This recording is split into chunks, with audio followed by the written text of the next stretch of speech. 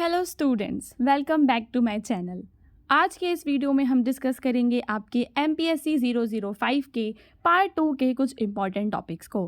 Part 1 के अंदर हमने कुछ इंपॉर्टेंट टॉपिक्स को ऑलरेडी डिस्कस किया हुआ है। वो क्वेश्चंस आपके एग्जाम पॉइंट ऑफ व्यू से बहुत ही ज़्यादा इम्पॉर्टेंट हैं। आज हम दूसरे क्वेश्चंस को डिस्कस करेंगे। सो स्टूडेंट्स, आज का जो हमारा पहला टॉपिक है उसके अंदर आपको लिखना है note on early African kingdoms. जो अफ्रीका है उसमें जो पहले किंगडम्स हुआ करते थे उनके ऊपर आपको नोट लिखना है। अब यहाँ पे किंगडम से क्या मतलब है? जो भी पहले राजा रहे उन्होंने अपना साम्राज्य फैलाया, उनके बारे में आपको बताना है। फॉर एग्जांपल अगर हम इंडिया की बात करें तो इंडिया में पहले मौर्यन एम्पायर था, मुगल्स आए, ऐसे ही ब्रिटिश एम्पायर आया। सो ये सारे एम्पायर्स थे।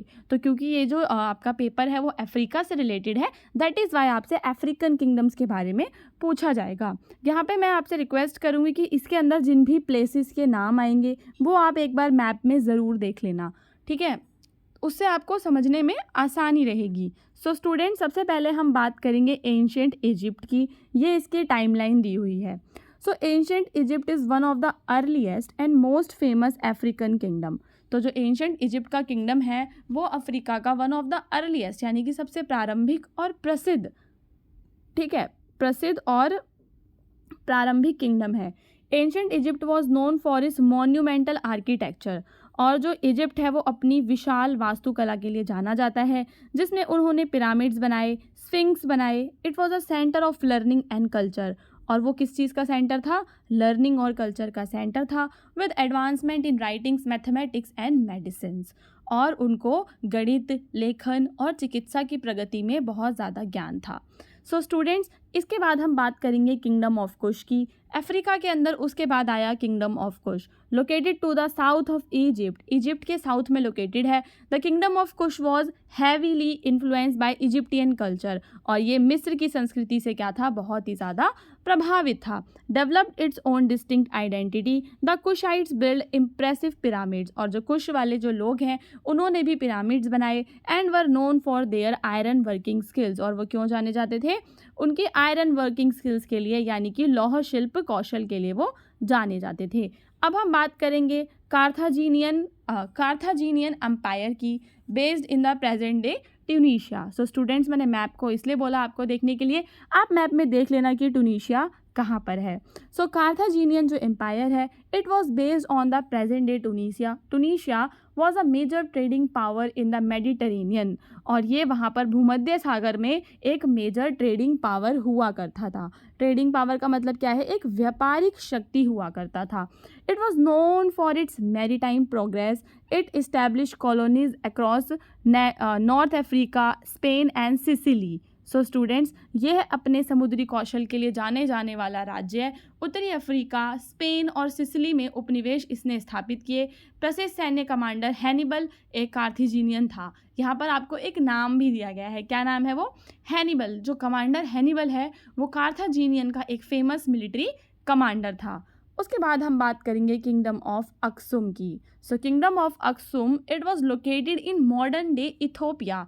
तो अभी जहाँ पे इथोपिया है एंड एरिट्रिया है, ठीक है, वहाँ पे ये लोकेटेड था। The kingdom of Aksum was a major trading empire. So it was also a trading empire connecting the Roman empire and India. और ये किसे कनेक्ट करता था? रोमन साम्राज्य और भारत को। Aksum was also an early adopter of Christianity. जो Aksum का जो साम्राज्य था उन्होंने शुरुआत में क्रिश्चियनिटी को क्या करा? प्रारंभिक ईसाई धर्म को इन्होंने अपनाया, which became the state religion in 4th century. और बाद में 4वीं सदी में जाकर जो क्रिश्चियनिटी है, ईसाई धर्म जो है, वो वहाँ के राज्य का धर्म भी बन गया। आप अफ्रीका के मैप में घाना देखेंगे। सो स्टूडेंट्स, जो घाना अम्पायर है it was located in present day Mali and Mauritania. Was known for its wealth largely derived from gold trade. So जो घाना के लोग हैं उनके पास वेल्थ थी। और वेल्थ कहाँ से डिराइव करते थे? They derive it from the gold trade, gold का व्यापार करके। It was one of the first African kingdoms to engage in extensive trans Saharan trade, और सहारा की साइड से ये लोग व्यापार भी करने लगे थे। सो वर्तमान माली और मोरिटानिया में स्थित घाना साम्राज्य अपनी संपत्ति के लिए जाना जाता था, जो मुख्य रूप से सोने के व्यापार से प्राप्त होती थी। यह व्यापक ट्रांस सहारा व्यापार में संलग्न होने वाले पहले अफ्रीकी राज्यों में से एक था। Now students, let's talk about the Mali empire. So जो माली एम्पायर था, it was famous for its wealth and cultural achievements, reached its height under Mansa Musa. सो यहाँ पे किसका नाम आ गया? मंसा मूसा का नाम आ गया। सो जो मंसा मूसा है वो एक फेमस किंग था, कहाँ का? माली एम्पायर का। And Mali empire was a centre of Islamic learning and culture. So students, इससे पहले हमने क्या बात की?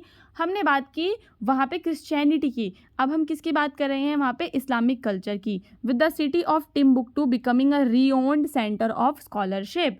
और वहाँ पर एक सिटी थी टिम्बुक्टू शहर, जो कि एक प्रसिद्ध विद्वता केंद्र बन गया। सो स्टूडेंट्स, माली साम्राज्य अपनी संपत्ति और सांस्कृतिक उपलब्धियों के लिए प्रसिद्ध मंसा मूसा के तहत अपने शिखर पर पहुंच गया। यह इस्लामी शिक्षा और संस्कृति का केंद्र बन गया। किसका केंद्र? इस्लामी शिक्षा और संस्कृति का। और टिम्बक्टू शहर एक प्रसिद्ध विद्वता केंद्र बन गया। अब हम बात करेंगे ग्रेट जिम्बाब्वे की। सो आधुनिक जिम्बाब्वे में स्थित ग्रेट जिम्बाब्वे अपने प्रभावशाली पत्थर की संरचनाओं किसके लिए फेमस था? It was famous for it's impressive stone structures and walls. It was a centre of trade and culture. और किस चीज़ का सेंटर था ये? व्यापार और संस्कृति का सेंटर था। Connecting the interior of Africa with the coastal trading cities. और ये अफ्रीका को कोस्ट से कनेक्ट करता था। Now students, let's come to the topic number 2, in which आपको डिस्कस करना है human security in sub Saharan Africa. जो सब सहारन अफ्रीका का एरिया है, वहाँ पर आपको ह्यूमन सिक्योरिटी के बारे में बात करनी है। सो ह्यूमन सिक्योरिटी की डेफिनेशन देख लेते हैं। So human security focuses on protecting individuals from critical and pervasive threats. क्या होता है ह्यूमन सिक्योरिटी का मतलब स्टूडेंट्स? कि जो मानव सुरक्षा का मतलब है व्यक्तियों को गंभीर और व्यापक खतरों से बचाना, यानी कि क्रिटिकल एंड परवेजिव थ्रेट से उन्हें बचाना। Encompassing economic, food, health, environmental, personal, community and political security, जिसमें आर्थिक, खाद्य सुरक्षा, स्वास्थ्य सुरक्षा, पर्यावरण, व्यक्तिगत, सामुदायिक और राजनीतिक सुरक्षा शामिल हैं। In sub Saharan Africa these dimensions are deeply interconnected and often compromised. तो अफ्रीका में क्या होता है कि ये जो सारे आयाम हमने बताए आपको, ये सारे जो हैं लोगों तक नहीं पहुंचते सिक्योरिटी के, जैसे कि फूड सिक्योरिटी, हेल्थ सिक्योरिटी, लोगों को कॉम्प्रोमाइज़ करना पड़ता है। सो अब हम बात करेंगे अफ्रीका के अंदर इकोनॉमिक सिक्योरिटी की। कई सारे जो सब सहारन अफ्रीकन कंट्रीज़ हैं, they face high levels of poverty. वो किसको फेस करती हैं? गरीबी को, अनएम्प्लॉयमेंट को, यानी कि बेरोजगारी को, which hinder their economic security. Limited access to education and economic opportunity exacerbates this issue. अब क्यों ऐसा होता है? क्योंकि शिक्षा और आर्थिक अवसरों तक उनकी सीमित पहुंच है, जिस कारण वो लोग गरीबी और बेरोजगारी का जीवन जी रहे हैं। फूड सिक्योरिटी की बात करें तो देखो, वहाँ पर आपने देखा होगा कि फूड सिक्योरिटी की बहुत ज़्यादा कमी है। So remains a significant challenge. वहाँ के जो जनता है उसके लिए food insecurity is a significant challenge due to factors such as drought, सूखा पड़ जाना, कॉन्फ्लिक्ट हो जाना, पुअर एग्रीकल्चरल प्रैक्टिसेस करना, many people lack reliable access to sufficient and nutritious food. जो बहुत सारे लोग हैं उनके पास एक्सेस नहीं है पर्याप्त और पोषक भोजन तक, ठीक है, पर्याप्त और पोषक भोजन तक उनकी विश्वसनीय पहुंच नहीं है।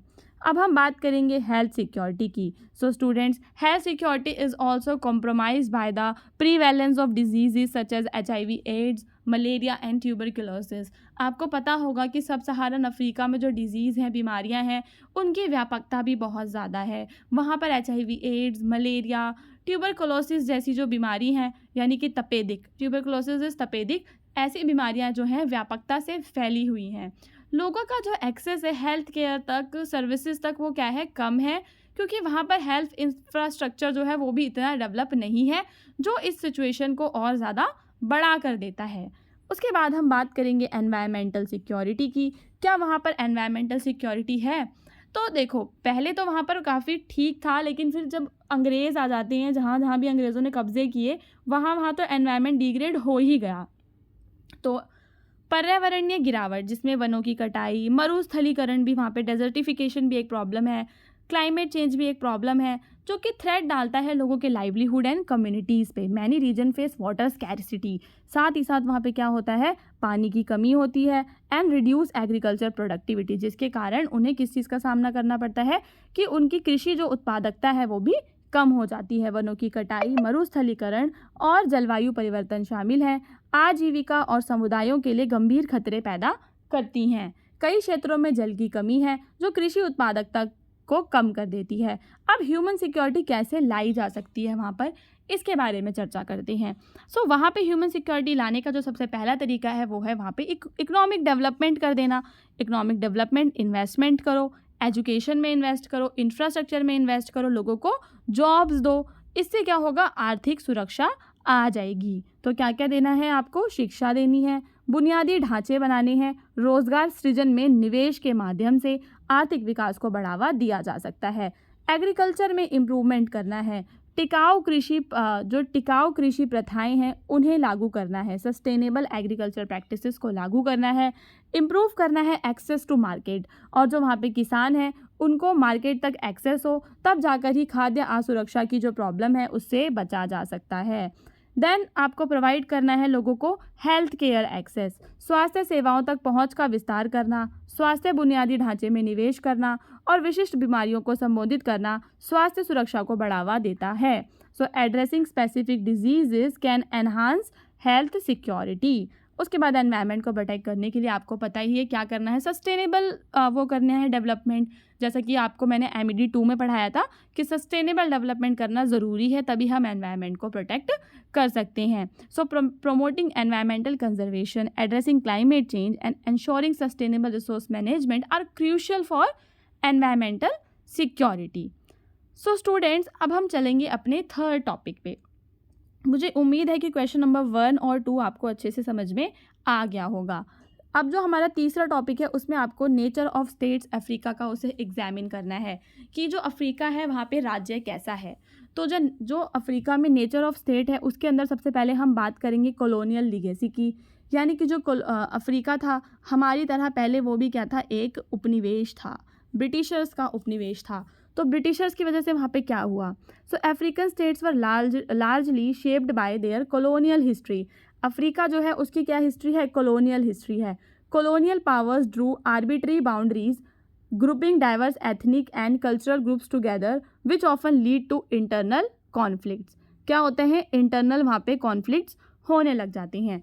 क्यों होते हैं, क्योंकि वहाँ पे क्या है, डाइवर्स एथनिक ग्रुप्स रहते हैं, अलग अलग टाइप के ग्रुप्स एक साथ रहते हैं, जो कि इंटरनल कॉन्फ्लिक्ट को जन्म देता है उनकी आज़ादी के बाद। The colonial administration also left behind centralize and often an authoritarian system of government. और जो गवर्नमेंट थी वो थोड़ी सी कैसी है, अधिनायकवादी शासन है वहाँ पर। अधिनायकवादी शासन का मतलब होता है कि मान लो कोई एक पर्सन है जो जिसे चुना तो लोकतांत्रिक तरीके से गया है लेकिन उसकी चलती ज़्यादा है, तो उसको हम कहते हैं अथॉरिटेरियन सिस्टम। अफ्रीका राज्य को काफ़ी हद तक उनके औपनिवेशिक इतिहासों ने आकार दिया था। औपनिवेशिक इतिहास समझ रहे हो आप, जो अंग्रेज़ों ने उन पर कब्जा किया होता उनका इतिहास। औपनिवेशिक शक्तियों ने मनमानी सीमाएं खींची, यानी कि जो उनके देश थे अंदर ही अंदर उनको अपनी मर्जी से बांट दिया कि भाई यहाँ से यहाँ तक घाना है, यहाँ से यहाँ तक ये है, यहाँ से यहाँ तक वो है। तो जो भी मनमानी सीमाएं खींची जिसमें विभिन्न जातीय और सांस्कृतिक समूहों को एक साथ रखा गया।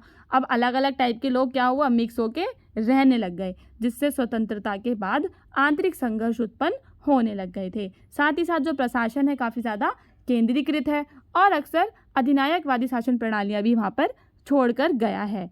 उसके बाद बात करेंगे वहाँ पर क्या है, एथनिक और कल्चरल डाइवर्सिटी है, यानी कि अफ्रीका में राज्य महत्वपूर्ण जातीय और सांस्कृतिक विविधता की विशेषता है, यानी कि एथनिक और कल्चरल डाइवर्सिटी है और यह विविधता समृद्धि का स्रोत हो सकती है। This diversity can be a source of richness but also of tension. अब दो चीज़ें हैं, या अगर डाइवर्सिटी होगी तो समृद्धि का तो रास्ता खुला ही रहता है, पर कहीं ना कहीं क्या होता है, टेंशन क्रिएट करता है। कैसे, जो डिफरेंट ग्रुप्स है वो पावर, रिसोर्सेज और रिकॉग्निशन के लिए झगड़ा करने लगते हैं, प्रतिस्पर्धा होने लगती है उनके बीच में। इस विविधता का प्रबंधन कई अफ्रीकी राज्यों के लिए एक केंद्रीय चुनौती बना हुआ है। तो विविध लोगों को एक करके रखना क्या होता है, एक तरह की चुनौती ही होता है। अब हम बात करेंगे वहाँ के गवर्नेंस और पॉलिटिकल सिस्टम के बारे में। African states exhibit a wide range of governance structure. वहाँ पे जो गवर्नेंस स्ट्रक्चर है काफ़ी ज़्यादा डिफरेंट है। From democratic to autocratic regimes, वहाँ पे डेमोक्रेटिक भी है और ऑटोक्रेटिक भी है, दोनों रिजाइम्स हैं। While some countries have made significant strides in democratic governance, कुछ जो वहाँ की कंट्रीज़ हैं उन्होंने डेमोक्रेटिक गवर्नमेंट बना लिया है, बाकी की जो है वो अथॉरिटेरियन रूल के अंडर ही रहती हैं। अफ्रीकी राज्यों में लोकतांत्रिक से लेकर निरंकुश शासन तक की शासन संरचनाओं की एक विस्तृत श्रृंखला है। आपको पता है कि अफ्रीका कॉन्टिनेंट में कई सारे देश हैं, तो कहीं पे लोकतंत्र है तो कहीं पे निरंकुश शासन है, जबकि कुछ देशों ने लोकतांत्रिक शासन में महत्वपूर्ण प्रगति की है, अन्य निरंकुश शासन के अभी भी अधीन हैं। कई राज्यों में राजनीतिक अस्थिरता और नेतृत्व में बार बार बदलाव आते रहते हैं। अब हम बात करेंगे अफ्रीका के इकोनॉमिक स्ट्रक्चर की। जो कई सारे अफ्रीका के स्टेट्स हैं, they have economies that are heavily dependent on natural resources. Africa की जो अर्थव्यवस्थाएं हैं कई सारे देशों की, वो किस पर डिपेंड करती हैं? प्राकृतिक संसाधनों जैसे कि तेल, खनिज और कृषि पर अत्यधिक निर्भर हैं। This dependency can make them vulnerable to global market fluctuations. तो अब जब वैश्विक बाजार में उतार चढ़ाव होता है तो यहाँ पर वो लोग क्या हो जाते हैं? वल्नरेबल हो जाते हैं, क्योंकि वो उनकी जो निर्भरता है वो नेचुरल रिसोर्सेज पर है। Can also lead to issues like resource curse, यानी कि संसाधन अभिशाप जैसी समस्याओं को भी जन्म दे सकती है। Where resource wealth does not translate into broad base economic development. इसका मतलब है कि संसाधन तो दुनिया भर का है पर डेवलपमेंट नहीं हो पा रहा। इसको बोला जाता है रिसोर्स कर्ज, यानी कि संसाधन अभिशाप। स्टूडेंट्स, यहाँ पर हमने एक नया वर्ड सीखा विच इज रिसोर्स कर्ज। अब हम कंक्लूजन में क्या लिखेंगे? The nature of state in Africa is complex and multifaceted. बहुआयामी है, जटिल है। हिस्टोरिकल, सोशल, इकोनॉमिक, पॉलिटिकल कई सारे फैक्टर्स हैं जो अफ्रीका के नेचर ऑफ स्टेट को बनाते हैं। While there are significant challenges, there are also opportunities. Challenges तो हैं लेकिन साथ साथ में क्या है? अपॉर्चुनिटीज़ भी हैं for the growth and development. कैसे हो सकता है ग्रोथ और development? By governance, economic diversification and strengthening of civil society. तो जब भी हम निष्कर्ष लिखते हैं तो उसमें जो भी हमने ऊपर बताया होता है उसको मिक्स करके लिख देते हैं सारा का सारा। अफ्रीका में राज्य की प्रकृति जटिल और बहुआयामी है, जो ऐतिहासिक, सामाजिक, आर्थिक और राजनीतिक कारकों द्वारा आकार दी गई है। जबकि महत्वपूर्ण चुनौतियां हैं प्रभावी शासन, आर्थिक विविधीकरण और नागरिक समाज को मजबूत करने के माध्यम से विकास और प्रगति के अवसर भी हैं। स्टूडेंट्स, ये था हमारा पार्ट 2। अब हम मिलेंगे अपने अगले पार्ट में। अगर मुझे कुछ और इम्पोर्टेंट क्वेश्चंस लगेंगे तो मैं ज़रूर पार्ट 3 लेकर आऊँगी। अदरवाइज़ पार्ट 1 एंड 2 भी इनफ है। इनमें से 2-4 क्वेश्चन तो आपके एग्ज़ाम में ज़रूर आएंगे। अब अगर आपको ये वीडियो अच्छा लगा तो आप कमेंट करके बता सकते हैं। अदरवाइज़ आप वीडियो को लाइक कर दें और हमारे चैनल को सब्सक्राइब कर लें अगर आप इस चैनल पे नए हैं।